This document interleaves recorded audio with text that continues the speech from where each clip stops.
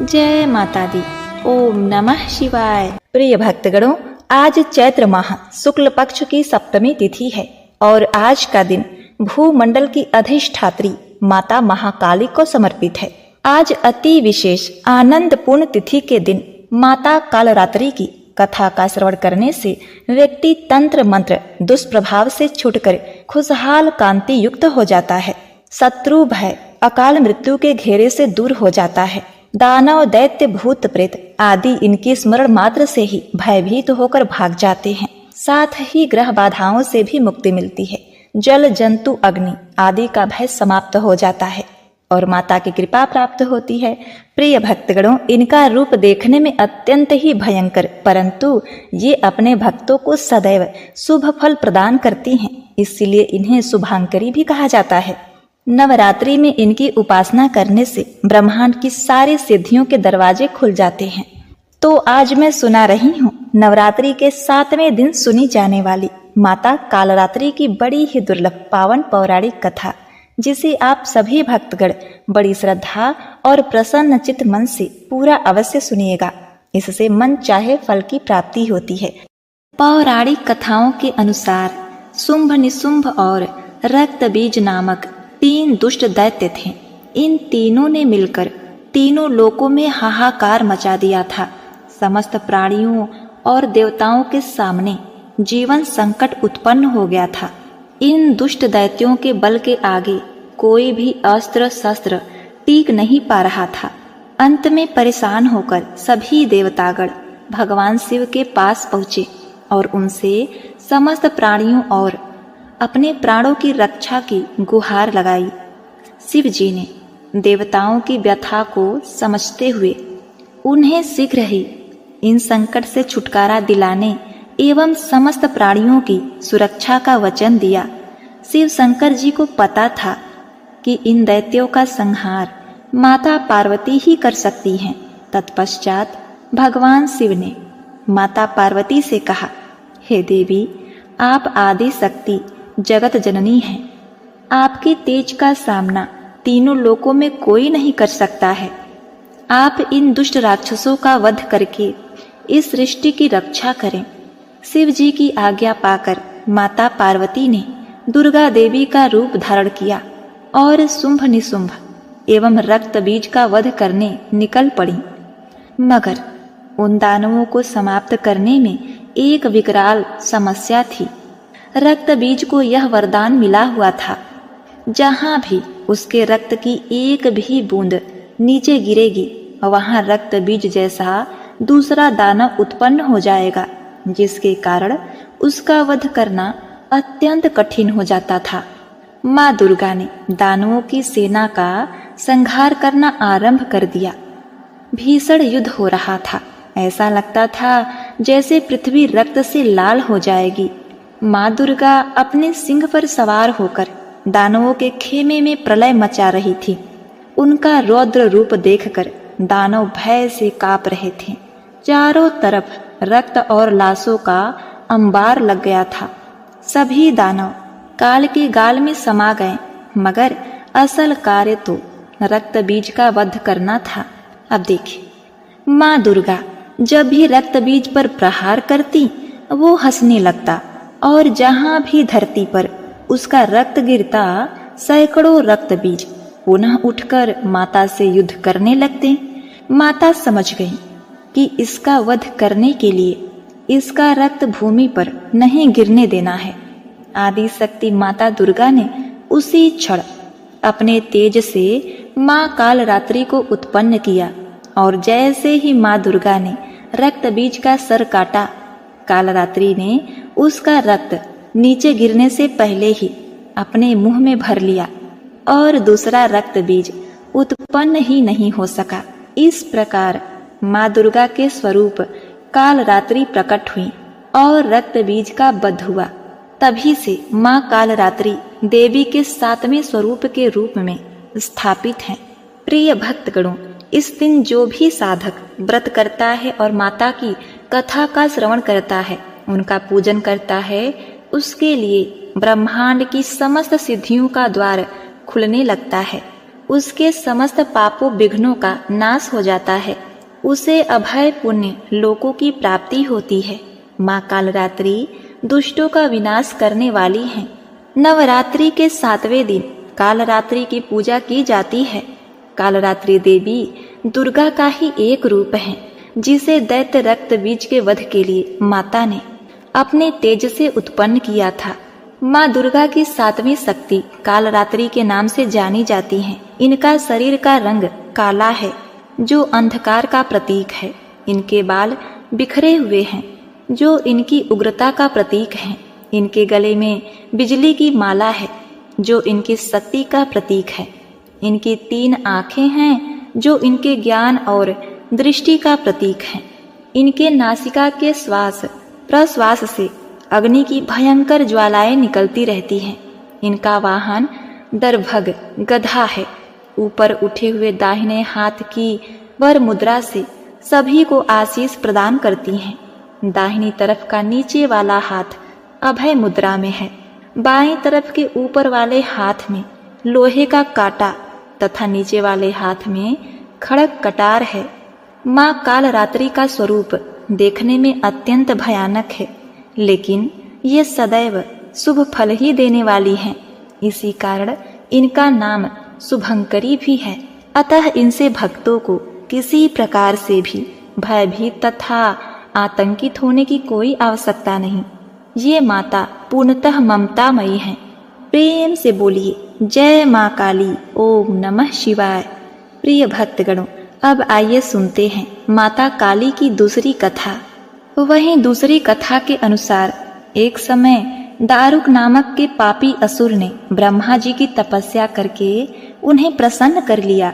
ब्रह्मा जी से पाए वरदान के कारण दारुक अत्यंत बलशाली हो गया। वह देवताओं और ब्राह्मणों को परेशान करने लगा। वह उन पर अत्याचार करने लगा और धार्मिक अनुष्ठान यज्ञ बंद करवा दिए और स्वर्ग को चला गया। सभी देवता विचलित होकर ब्रह्मा जी और विष्णु जी के पास सहायता मांगने के लिए चले गए। ब्रह्मा जी ने बताया कि दारुक का नाश सिर्फ स्त्री के हाथ से ही हो सकता है। सभी बड़े बड़े देवता भी उससे युद्ध में हार चुके थे। अंत में अब निश्चित किया गया कि दारुक का वध भगवान शिव की पत्नी माता पार्वती करेंगी। भगवान शिव ने अपना तीसरा नेत्र खोलकर भयानक और प्रचंड महाकाली को जन्म दिया। उनका शरीर काले रंग का था। माता काली के माथे पर तीसरा नेत्र और चंद्र रेखा थी। उनके हाथों में त्रिशूल और कई प्रकार के अस्त्र थे। महाकाली के प्रचंड रूप को देखकर थर थर कांपने लगे और वहां से भागने लगे। युद्ध में दारुक महाकाली से पराजित हुआ और इस तरह उस दुष्ट का अंत हुआ। महाकाली के भयानक रूप से चारों तरफ अग्नि की भयानक लपटें उत्पन्न हो गईं। महाकाली के क्रोध को भगवान शिव ही रोक सकते थे, इसीलिए उन्होंने एक बालक का रूप लिया। भगवान शिव शमशान पहुँचे और वहां बालक के रूप में लेटकर रोने लगे। छोटे बालक को देखकर महाकाली का क्रोध शांत हो गया। उनके हृदय में ममता भावना जागृत हो गई। उन्होंने शिवजी रूपी छोटे बालक को उठाया और अपने स्तनों से दूध पिलाने लगी। इसीलिए कहते हैं शिवाधात्री। इस प्रकार से शिवजी ने उनके क्रोध को पी लिया। इस प्रकार महाकाली का भयानक और प्रचंड क्रोध शांत हुआ।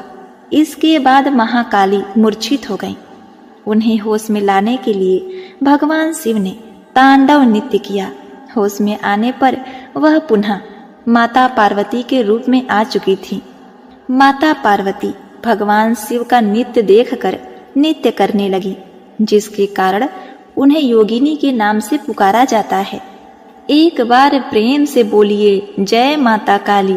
प्रिय भक्तगणों, अब आइए सुनते हैं माता काली की बहुत ही दुर्लभ और चमत्कारी कथा। सुंदरपुर नामक एक बहुत ही सुंदर नगर था। उस नगर में माता काली का एक विशाल और भव्य मंदिर था और उस मंदिर के बाद चारों तरफ जंगल और झाड़ी बिराने का इतना गहन साम्राज्य था कि शाम के समय उधर कोई भी भूले भटके से नहीं जाता था। यहाँ तक कि मंदिर के पुजारी भी धुंधला छाने से पहले ही मंदिर में दिया जलाकर आरती वगैरह करके माँ को शयन करा के जल्दी से विदा हो जाते थे। उसी मंदिर के पास एक नहर था। नहर के उस पार उसी गांव में एक ब्राह्मण रहते थे जो कि माता काली के बहुत बड़े भक्त थे। स्वभाव से अत्यंत भोले और कुल देवी माता काली के अनन्य भक्त थे। लोगों के लाख मना करने के बावजूद जाड़ा गर्मी बरसात मौसम कैसा भी हो, रात को भोजन करके सोने से पहले वो नहर पार करके मंदिर में मत्था टेकने जरूर जाते थे। ऐसे ही फूस की एक सर्द रात थी। वातावरण में गहरी धुआं छाई हुई थी। चूंकि उस समय घड़ी का उतना चलन नहीं था, तो ब्राह्मण देव भोजन करने के बाद अपने खेत की रखवाली तथा माता का दर्शन करने के लिए वहां पर चले आए। खेत में फसलों की रखवाली करते हुए उन्हें काफी समय हो गया। आसमान में कोहरे की वजह से चाँद दिखाई नहीं दे रहा था, सो समय का ठीक ठीक अंदाजा नहीं लग पाया और शरीर पर कंबल डाले ब्राह्मण देव रोज की तरह मंदिर की ओर बढ़ चले। चूंकि उस समय नहर में पानी घुटनों से ज्यादा नहीं था, तो पार करने में ज्यादा परेशानी नहीं हुई। जाड़े की उसी रात जब वो मंदिर के पास पहुंचे, दूर दूर तक सन्नाटा भाई भाई कर रहा था। एक पल को उनका शरीर भय के मारे गनगना गया, आंखें अनायास मुद गईं। थोड़ी देर में उन्हें आभास हुआ कि उनके इर्द गिर्द कई सारे लोगों का जमावड़ा हो चुका है, जो आहिस्ते आहिस्ते उन्हें अपने घेरे में लेने के लिए अपना घेरा तंग कर रहे हैं। ब्राह्मण देव ने कहा, हे माँ, क्या आज की रात तुम्हारे धाम पर ही मेरी जीवन लीला समाप्त हो जाएगी? उन्होंने मन ही मन में माता से गुहार लगाई और तब उन्हें लगा कि वो दुष्ट आत्माएं बस उन्हें दबोचने ही वाली हैं। अचानक मंदिर के अंदर रखे हुए नगाड़े अनायास जोर जोर से बजने लगे। ब्राह्मण ने चौंकते हुए सोचा, रात के इस वक्त मंदिर में कौन बैठा है नगाड़ा बजाने के लिए? उन्होंने अपनी आंखें खोली। आसपास किसी का नामो निशान तक नहीं था। सहसा उनकी नजरें मंदिर की द्वार की ओर उठी। कपाट चौखट खुला हुआ था और उसमें से साक्षात माता काली बाहर आ रही थी। माता काली ने कहा, क्या रे, यही समय मिला है तुझे मेरे पास आने का? जानता नहीं ये मेरे शयन करने का समय है। अभी मुझे थोड़ी सी ही देर हो जाती तो तू जिंदा नहीं रहता। फिर कल को लोग यही कहते कि माता काली का इतना बड़ा भक्त था और उन्हीं के धाम पर उसके प्राण ना बच पाए। माता की बातें सुनकर ब्राह्मण ने कहा, माई, ये तो मेरा रोज का नियम है, आज कैसे नागा कर देता। ब्राह्मण माता को देखकर निहाल हो गए और उनके चरणों में लोटने पोटने लगे। माता ने कहा, पगले, रोज से आज ज्यादा देर हो गया है, अभी आधी रात का समय हो चला है। ब्राह्मण ने कहा, माई, गलती हो गई, मुझे समय का पता ही नहीं चला, पर क्या करूं, जब तक आपके दर्शन नहीं कर लेता मुझे संतोष ही नहीं मिलता। माता काली ने कहा, जानती हूं रे पगले, इसीलिए तो पहली बार किसी के सामने साक्षात आई हूं। पर तू ये भी मूर्खता छोड़ दे, आधी रात में इस तरह से मेरी दर्शन करने के लिए मत आया कर।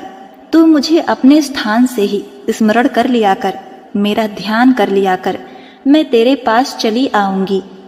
ब्राह्मण ने कहा, माई, ये तो मेरी भक्ति है। माता रानी ने उसे कहा, निसंदेह तुम्हारी भक्ति उत्कृष्ट है, इसीलिए तो कह रही हूँ। अब आज के बाद तुझे रात में यहाँ आने की कोई आवश्यकता नहीं। तू घर से ही मुझे प्रणाम कर लेना, मैं स्वीकार कर लूंगी। जब दर्शन का जी चाहे दिन में आ जाना। ब्राह्मण ने कहा, माई, क्षमा करना, आपने मुझे साक्षात दर्शन दिए हैं, जीवन धन्य हो गया। अब आपको कष्ट देकर मुझे नर्क में नहीं जाना। आप वापस मंदिर में जाइए, मैं स्वयं घर चला जाऊंगा। इस प्रकार से ब्राह्मण ने हाथ जोड़ते हुए विनती किया। माता ने कहा, तू चुपचाप घर चल, मैं तुझे घर छोड़कर ही आऊंगी। फिर आगे आगे माता काली और पीछे पीछे ब्राह्मण देव दोनों नहर के पास पहुंचे ही थे कि ब्राह्मण का शरीर झंझना गया। सामने से सफेद धोती और खड़ाऊं पहने एक वृद्ध आदमी आ रहे थे। उन्होंने आगे बढ़कर माता देवी के चरण स्पर्श किए। फिर माता देवी ने सारी बात बता दी।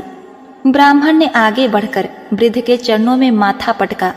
उसने कहा, हे देवता, आप कौन हैं? मैंने आपको पहचाना नहीं। बदले में जवाब माता रानी ने दिया, अरे यही तो तुम्हारे गांव के देवता हैं। कभी देखे नहीं तो पहचानोगे कैसे?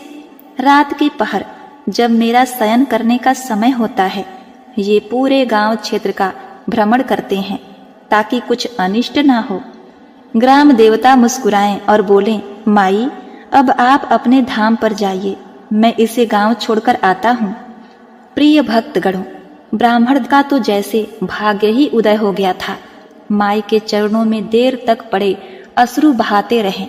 फिर ग्राम देवता के साथ गांव के समीप आए। ग्राम देवता ने कहा, हे ब्राह्मण, अब तू घर जा। जब भी मन से याद करेगा हम लोग तुम्हारे पास होंगे, लेकिन अंधियारी रात में अपने प्राणों को संकट में डालकर हम लोगों के पास आने की गलती दोबारा मत करना। ब्राह्मण ने कहा, बाबा जब आप और माई साथ में हैं तो मुझे क्या सोचना। इससे प्रसन्न होकर ग्राम देवता ने कहा, इसी निर्दोष विश्वास ने तो तुम्हारी रक्षा की है बच्चे, लेकिन इसका ये अर्थ नहीं कि तू अपने प्राण जानबूझकर संकट में डाले। मनुष्य को विधाता ने इसीलिए विवेकशील बनाया है ताकि वो ऊंच नीच का भेद कर सके। समयानुकूल आचरण सबको करना चाहिए। तुम्हारी आस्था प्रशंसनीय है, इसीलिए कहता हूँ रात बिरात या खराब मौसम में अपने घर से ही याद कर लेना हमें और माता काली को, बाकी जब भी जी चाहे चले आना। यह कहकर ग्राम देवता गांव की सीमा से लौट चले। उस घटना के बाद ब्राह्मण देवता की जीवन धारा ही बदल गई। माता काली और ग्राम देवता के आशीर्वाद से वह ब्राह्मण खुशहाल और धनवान हो गया।